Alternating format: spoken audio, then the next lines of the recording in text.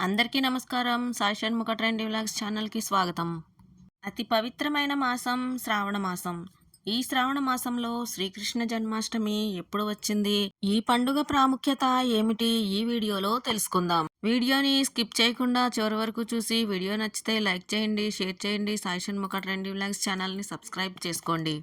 శ్రీవత్సాంకితం మహోరస్కం వనమాలా విరాజితం శంఖచక్రధరం దేవం కృష్ణం వందే జగద్గురుం. శ్రీ మహావిష్ణువు అవతారాలలో 10ంటిని ముఖ్యమైనవిగా గుర్తించి దశావతారాలుగా చెప్పుకుంటారు. కృష్ణునిది 9వ అవతారం. కృష్ణావతారం చాలా పరిణితి చెందిన అవతారం. అంతకు ముందు ఒక్కో ప్రత్యేక కారణం కోసం ఒక్కొక్క అవతారం వెలిసింది. కానీ మనుషులను ధర్మపదంలో నడిపించే ఉద్దేశంతో భగవానుడు కృష్ణావతారం దాల్చాడు. పరిత్రాణాయ సాధూనాం వినాశాయ చతుష్కృతాం ధర్మ సంస్థాపనార్థాయ సంభవామి యుగే యుగే అని కృష్ణ భగవానులే స్వయంగా ప్రకటించారు. పరమపురుషుని అవతారాలలో మొదటివన్నీ అంశలు మాత్రమే.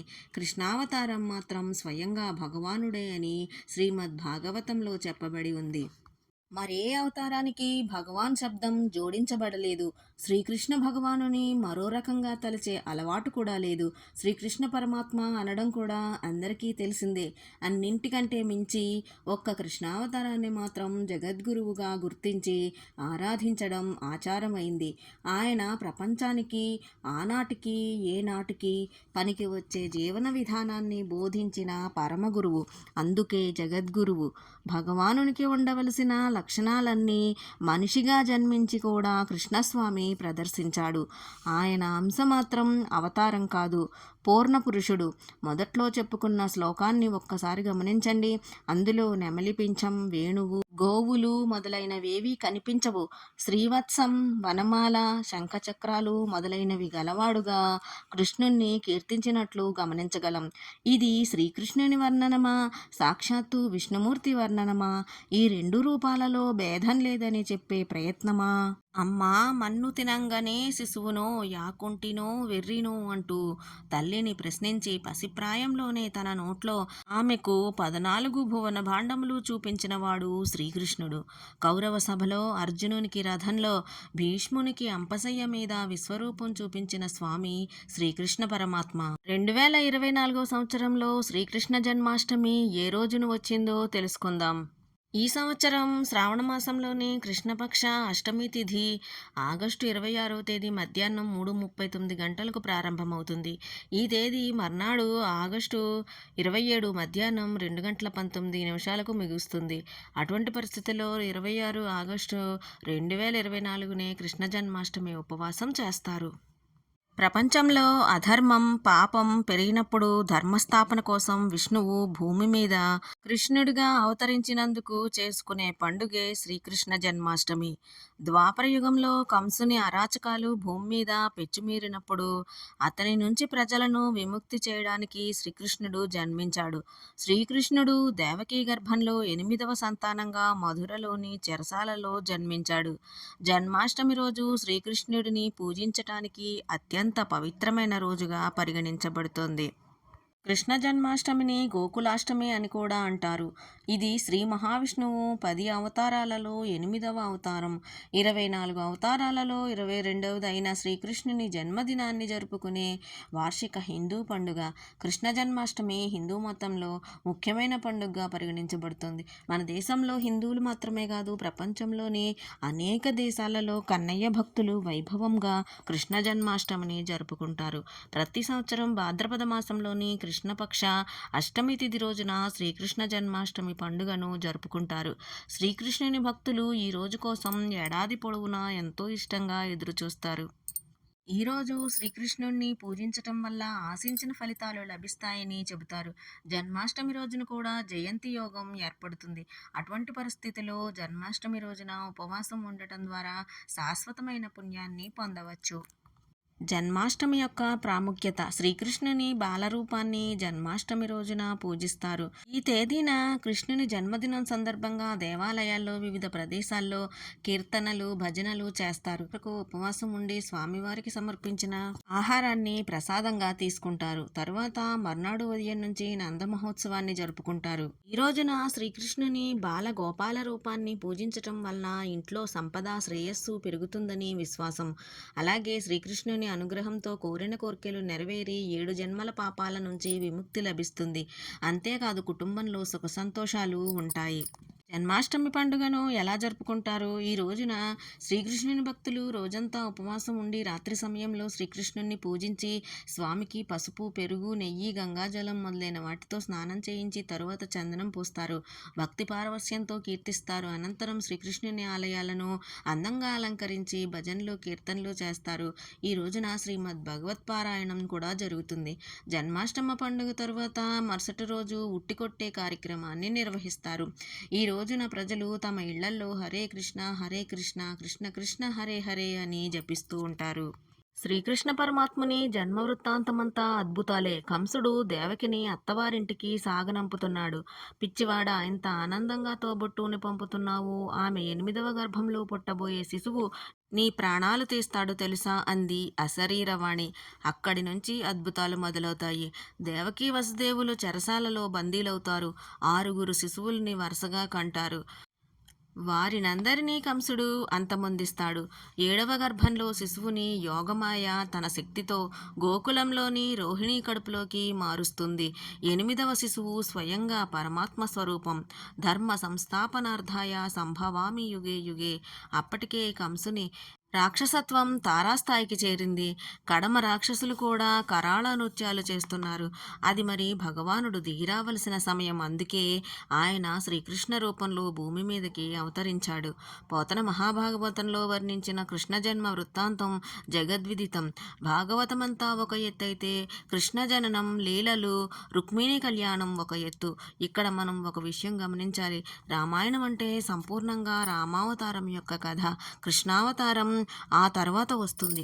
భారతమంతా శ్రీకృష్ణుడే, కానీ అది భారత కథ, కురుపాండవుల కథ, శ్రీకృష్ణుని కథ కానే కాదు.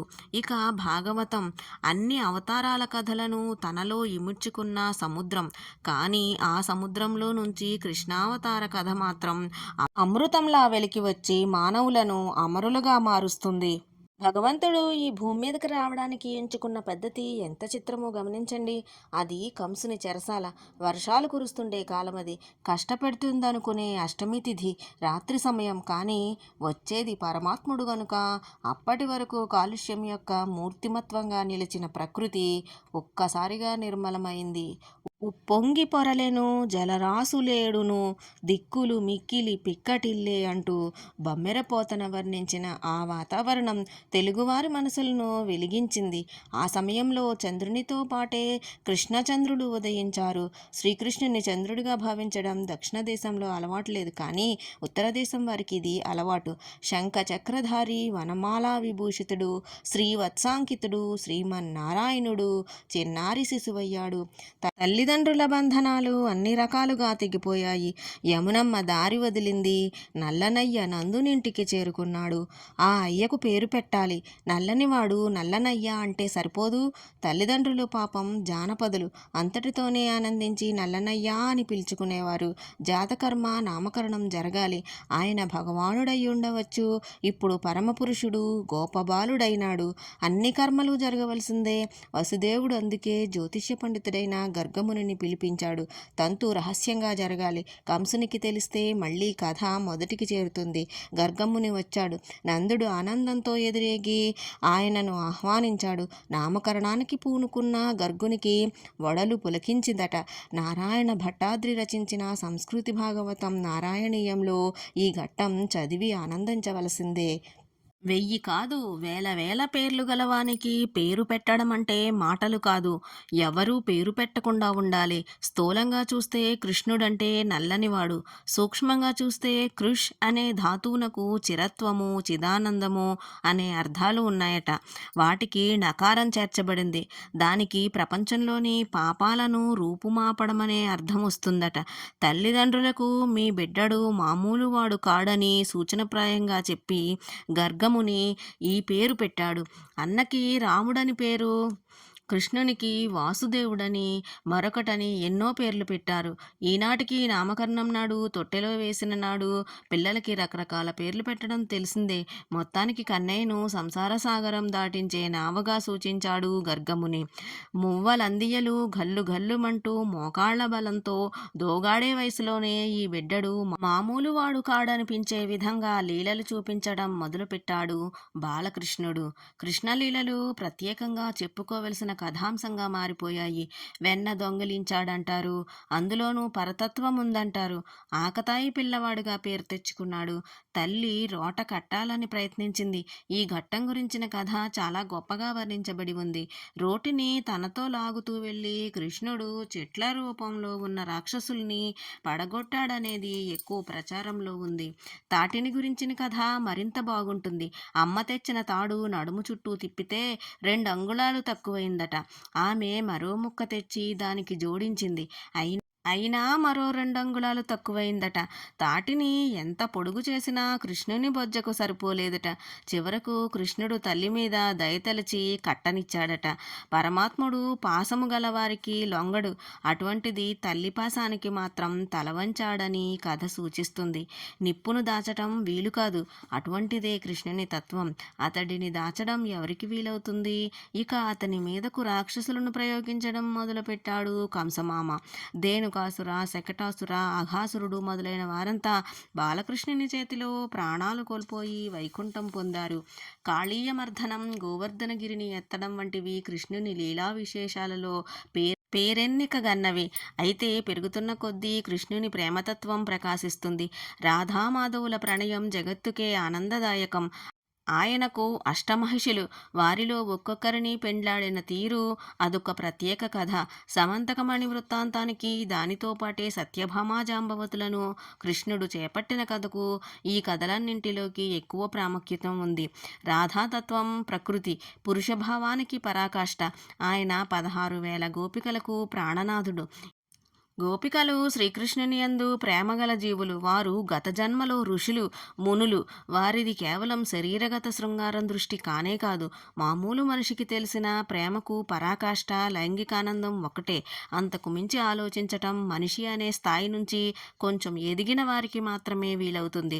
శ్రీకృష్ణుని రాసక్రీడలు భాగవతంలోనూ నారాయణీయంలోనూ విస్తృతంగా వర్ణించబడ్డాయి. ముక్తికి భక్తి ఒకటే మార్గం. భక్తికి గల మార్గాలు ఎన్నో. శ్రీకృష్ణ పరమాత్మ స్వయంగా భగవానుడు గోపికల ముందు ఆయన దివ్యమంగళ రూపాన్ని చూచి మోహించారని అనుకోవచ్చు. మందు గుణమేమిటో తెలియకుండా మింగినా అది ప్రభావం చూపుతుంది. ఏ రకంగా అభిమానించినా భగవంతుని యందుండే అనురక్తి భక్తిగానే నిలుస్తుంది.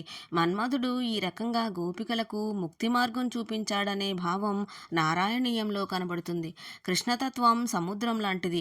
అందులోని ఒక్కొక్క అంశం గురించి పెద్దలు వివరంగా వ్యాఖ్యానించారు. ఆ వివరాలను అందుకొని ఆకళింపు చేసుకోగలిగిన వారికి మాత్రమే అది అర్థమవుతుంది. ప్రవాహం దగ్గరకు బిందెతో పోయిన వారికి బిందెడు నీళ్లు, వట్టి చేతులతో పోయిన వారికి చారెడు నీళ్లు దొరుకుతాయి. ఆత్మబలంతో ప్రయత్నించిన వారు మొత్తం ప్రవాహాన్ని తమ పెరట్లోకి తెచ్చుకోగలుగుతారు. శ్రీకృష్ణ పరమాత్మ గీతాచార్యుడు. లోకానికి బతుకుబాటగా అర్జునుని ద్వారా ఆయన చేసిన ఉపదేశం అసామాన్యం. అందుకే ఆయన జగద్గురువు.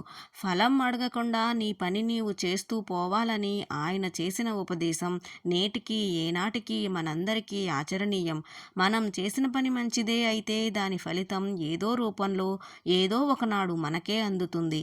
కృష్ణతత్వంలో అన్నింటికన్నా విలక్షణమైన అంశం ఇంకొకటి ఉన్నది. అదే శరణాగతి. రామో విగ్రహవాన్ ధర్మ. రామావతారం ధర్మ పరిపాలన గురించి గట్టిగా సూచిస్తుంది. కృష్ణతత్వం మాత్రం ధర్మాలన్నింటినీ వదిలేయి నన్నొక్కడిని శరణు కోరుకో, నేను నీ పాపాలన్నింటినీ తొలగిస్తాను అంటుంది. ఇంత గొప్ప అభయమిచ్చే దేవుని గురించిన ఆలోచన కూడా అసాధ్యం. పసిపాప పరమాత్మ అన్నీ తానే అయిన అవతారం శ్రీకృష్ణ అవతారం. ఈ శ్రీకృష్ణాష్టమి రోజున శ్రీకృష్ణుణ్ణి పూజించి మంచి సత్ఫలితాలను పొందుదాం. ఈ వీడియో మీకు ఎలా అనిపించిందో కామెంట్ సెక్షన్లో కామెంట్ చేయండి. వీడియో నచ్చితే లైక్ చేయండి. సాయి షణ్ముఖ ట్రెండీ వ్లాగ్స్ ఛానల్ని సబ్స్క్రైబ్ చేసుకోండి. ఇలాంటి మరిన్ని మంచి వీడియోల కోసం ఛానల్ని ఫాలో చేయండి. Thank you for watching.